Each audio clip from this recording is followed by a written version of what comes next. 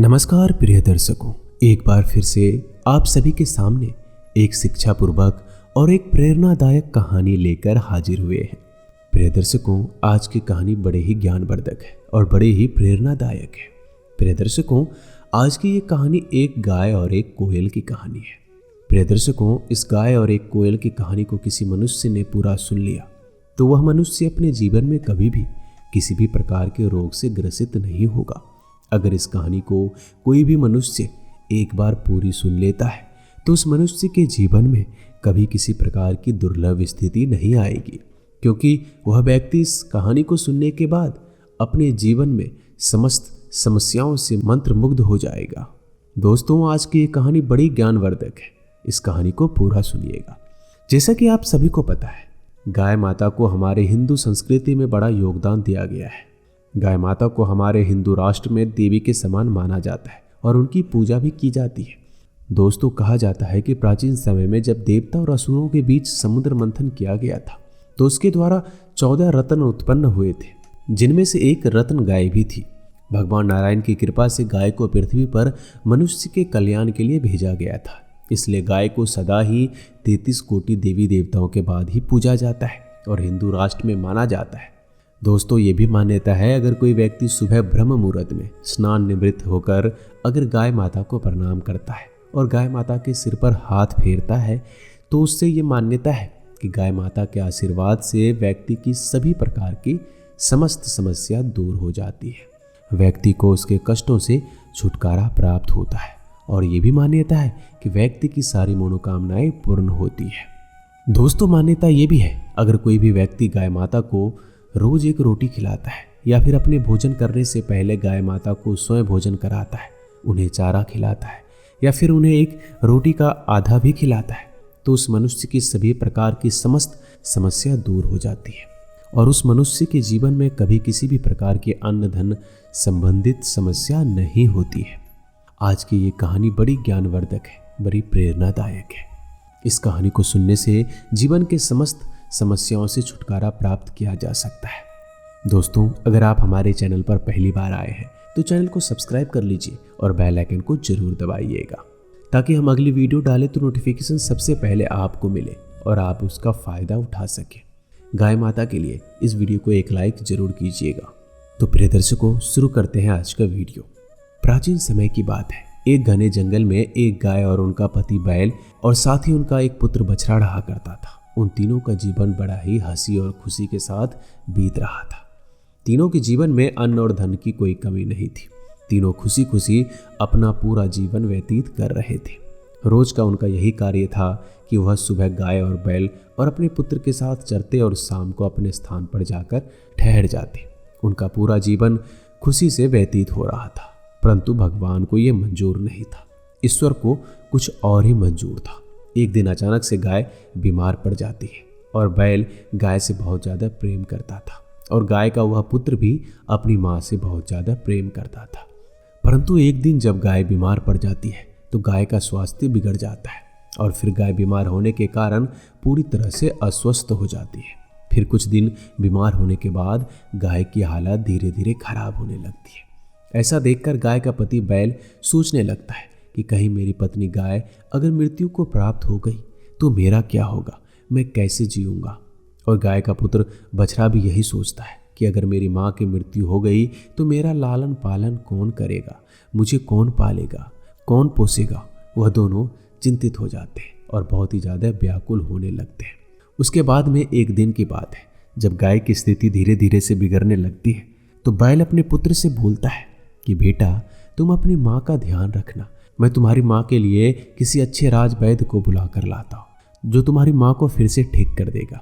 यह कहकर बैल एक नगर की तरफ जाता है और नगर की तरफ जाने के बाद में बैल एक राजवैद्य को बुला कर लाता है। फिर वो राजवैद्य बैल के साथ आता है और गाय का इलाज करने लगता है। देखते ही देखते 3-4 दिन बीत जाते हैं, परंतु गाय किसी भी तरह से ठीक नहीं होती, उल्टा स्वास्थ्य बिगड़ने लगता है। गाय की तबीयत पूरी तरह से बिगड़ जाती है। उसके बाद में वह राजवैद्य बैल से जो भी जड़ी बूटी मांगता वो बैल झटपट से राजवैद्य की वह जड़ी बूटी लाकर देता, परंतु गाय में कोई सुधार नहीं आ रहा था। वह सभी चिंतित हो जाते हैं। फिर एक दिन वह राजवैद्य बैल से कहता है कि हे बैल, हमारे लाखों प्रयास करने के बाद भी इस गाय माता के स्वास्थ्य में कोई भी किसी भी प्रकार का सुधार नहीं आ रहा। उसके बाद में बैल कहता है कि आप मुझे कोई उपाय बता दीजिए। आप जो कहोगे, जो भी जड़ी बूटी लाने को कहोगे, मैं वो जड़ी बूटी लाकर आपको दूंगा, परंतु मेरी पत्नी यानी कि गाय को फिर से ठीक कर दीजिए। इसके बाद वह राजवैद्य बैल से कहता है कि मैं एक ऐसा उपाय बता दूंगा जिसे अगर आप कर लोगे तो आप इस गाय को फिर से 100% बचा लोगे। मैं इसकी गारंटी देता हूँ। उसके बाद वह वैद्य उस बैल से कहता है, इस जंगल से मीलों दूर एक राज्य है। उस नगर में एक संगीतकार रहता है। अगर इस जंगल में से कोई भी प्राणी, कोई भी मनुष्य या फिर कोई भी जाति जानवर, कोई भी पक्षी उस संगीतकार के पास जाकर उस संगीतकार के संगीत को सीख कर आता है और इस गाय को सुनाता है, तो ये गाय फिर से बच जाएगी, मृत्यु को प्राप्त होने से बच जाएगी, फिर से ठीक हो जाएगी। बैल यह बात सुनता है और बैल सोचने लगता है, अगर मैं उस संगीतकार के पास जाऊंगा तो मुझे जाते जाते कम से कम 3-4 दिन लग जाएंगे और तब तक मैं बहुत लेट हो जाऊंगा। अगर मैं वहां पर जा भी पहुंचा और उस संगीतकार से संगीत सिखाने को कहूंगा तो वो मुझे संगीत नहीं सिखाएंगे, और अगर मैं उस संगीतकार से यहाँ पर आने को कहूंगा तो यहाँ पर भी नहीं आ सकते। इसके बाद में प्रिय दर्शकों, उस जंगल में मौजूद जो भी पक्षी और जानवर थे, सभी गाय की इस स्थिति को देखकर एक एक करके मिलने आते हैं, और जो भी जानवर, जो भी पक्षी गाय से मिलने के लिए आता, बैल सभी पक्षी को, सभी जानवरों को बोलता कि इस जंगल से मीलों दूर एक संगीतकार है। उस संगीतकार से आप अगर संगीत सीख कर आ जाएंगे तो मेरी गाय ठीक हो जाएगी। परंतु कोई भी जानवर उसकी यह बात नहीं सुनता और कोई भी उस संगीतकार के पास संगीत सीखने नहीं जाता। उसके बाद में एक कोयल एक पेड़ की टहनी पर बैठी बैठी यह सारा नज़ारा देख रही होती है। उसके बाद में कोयल यह बात सुनकर अपने घोंसले में अपने पति और अपने बच्चों के पास जाती है और अपने पति से बोलती है कि हे पिया जी, अगर आप कहो तो मैं इस जंगल से मीलों दूर जाकर एक संगीतकार से संगीत सीख कर आ सकती हूँ और इस जगत संसार में मनुष्य के कल्याण के लिए भेजी गई गाय की मृत्यु होने से बचा सकती हूँ। यह कहकर वह कोयल रुक जाती है। उसके बाद में कोयल का पति कहता है कि हे प्रिय, क्या तुम मूर्ख हो? तुम्हें बिल्कुल भी पता नहीं कि हमारे छोटे छोटे बच्चे हैं।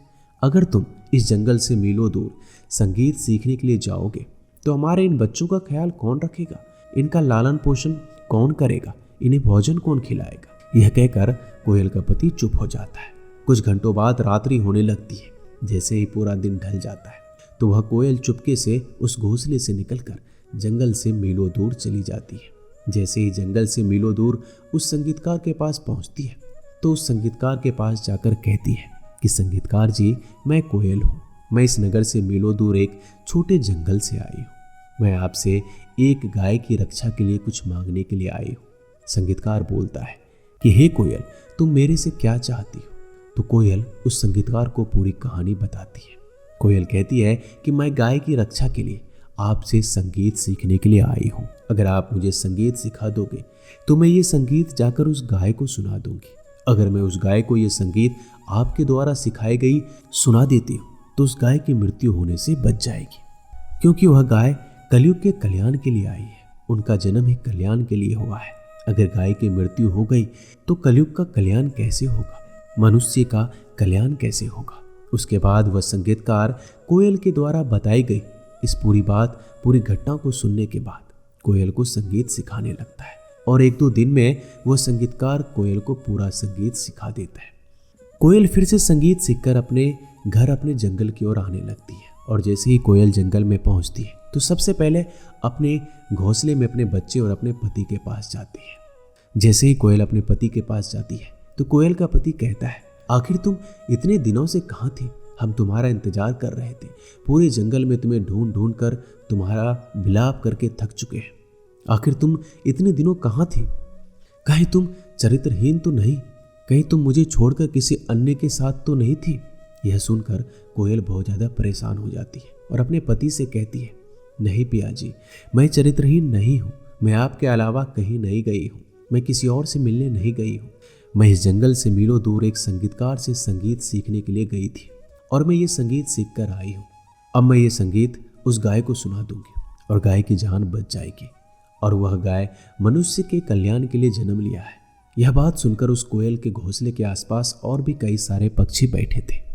इतना सुनकर वह सब पक्षी उस कोयल के पति को समझाने लगते हैं और वह कोयल के पति पूरी घटना को समझ जाता है।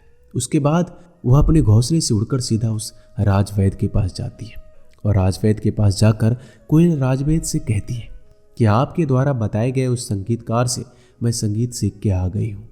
मैं इस गाय माता की जान बचा सकती हूँ। यह सुनकर वो राजवैद्य और बैल बहुत ज़्यादा प्रसन्न हो जाती है। उसके बाद में वो राजवैद्य उस कोयल से कहता है कि कोयल, एक काम करो, तुम इस गाय के कान के पास जाकर बैठ जाओ और धीरे धीरे से उसे संगीत को सुनाओ। उसके बाद वह कोयल गाय के कान के पास जाकर बैठ जाती है और गाय को संगीत सुनाने लगती है। प्रिय दर्शकों, लगातार रोजाना कोयल आती और उस गाय के कान के पास बैठकर गाय को संगीत सुनाने लगती। प्रतिदिन धीरे धीरे से इस तरह उपचार होता रहा और कुछ महीनों बाद गाय फिर से सही हो गई। उसकी तबीयत में सुधार आ गया। जैसे ही कोयल ने अपने सीखे हुए संगीत को सुनाया तो जो गाय है वो मंत्र मुग्ध हो गई। प्रिय दर्शकों, जो कोयल होती है, कोयल की जो वाणी होती है, अगर कोयल की स्वरों को कोई भी मनुष्य या फिर कोई जानवर या कोई प्राणी अपनी अंतरात्मा से और आंखें बंद कर सुन लेता है तो वह व्यक्ति पूरी तरह से मंत्र मुग्ध हो जाता है, जिससे व्यक्ति के जीवन में किसी भी प्रकार की समस्या उत्पन्न नहीं होती। साथ ही मनुष्य के जीवन में कभी किसी भी प्रकार का रोग नहीं होता। अगर आप भी कोयल के द्वारा बोले गए इन शब्दों को, उन वाणियों को अगर अंतरात्मा से सुनते हैं तो आप भी मंत्र मुग्ध हो जाएंगे। किसी भी प्रकार का रोग जीवन में आपको नहीं सताएगा। प्रिय दर्शकों, उसके बाद वह गाय फिर से ठीक हो जाती है और कुछ दिन बाद फिर से वह गाय मनुष्य के कल्याण के लिए कार्य करने लगती है। दर्शकों, ये कहानी एक सच्ची घटना पर आधारित है। उम्मीद करते हैं कि आपको ये एक ज्ञानवर्धक कहानी पसंद आई होगी। अगर कहानी अच्छी लगी हो तो वीडियो को लाइक जरूर कीजिएगा और चैनल को सब्सक्राइब करना मत भूलिएगा। धन्यवाद।